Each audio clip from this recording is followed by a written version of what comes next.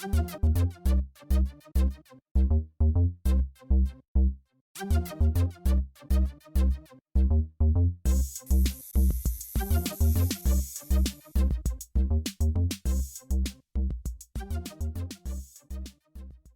started in my first shop, Electric Circus, when they were open.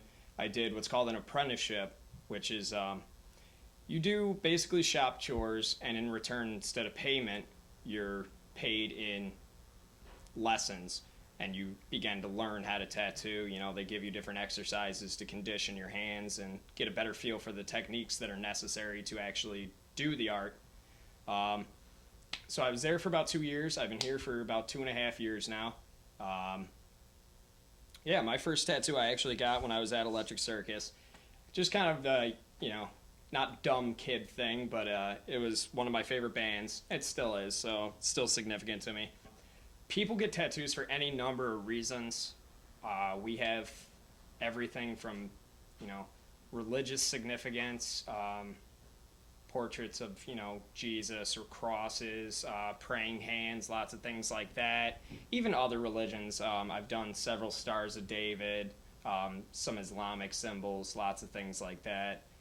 It can be memorial pieces are very common. It'll be something significant to the person, pertaining to a loved one or friend that's passed.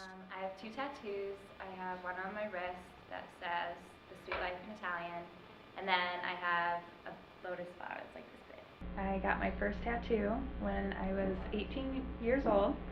The first one I got was a little black star on my arm. It's now covered up. I'm a hairstylist in Lansing, Michigan, and I have tattoos.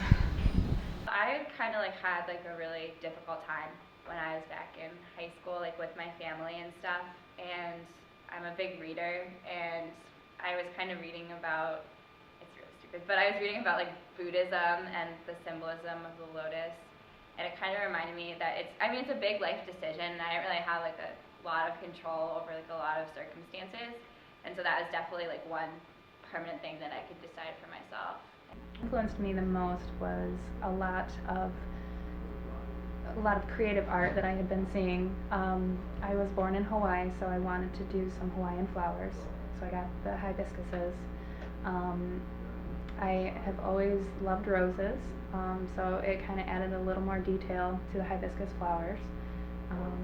When I talked to my tattoo artist about it, we sat down and kind of just threw ideas back and forth, but ultimately he created the whole tattoo. I got my pinup hairstylist, and it was a point in my life that I finally accepted that I was a hairstylist and I loved it, and that it was enough. And anyone kind of probably around my age that does hair knows that they went through a struggle with family and friends when they decided to do hair.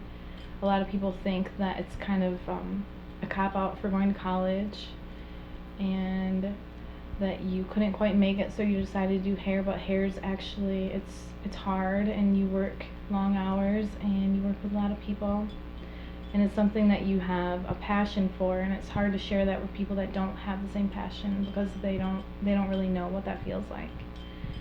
So I realized that it was something that I could be proud of, and I'd be proud of for the rest of my life, and so I decided to have a tattoo of that. It's kind of an addiction. Just get the next one, always thinking of the next bigger and better tattoo. To have those little stamps of your life on you forever. It's kind of crazy, but it's cool, and I don't think you really quite understand it until you have a tattoo. I don't regret any of them. Every tattoo I have is it's a piece of my life and where I was at that time. Both of them are really personal to me, and I think are a reminder of kind of what I went through. So those things stick with you, and they kind of set an imprint on your heart, and that's kind of how tattoos are for me.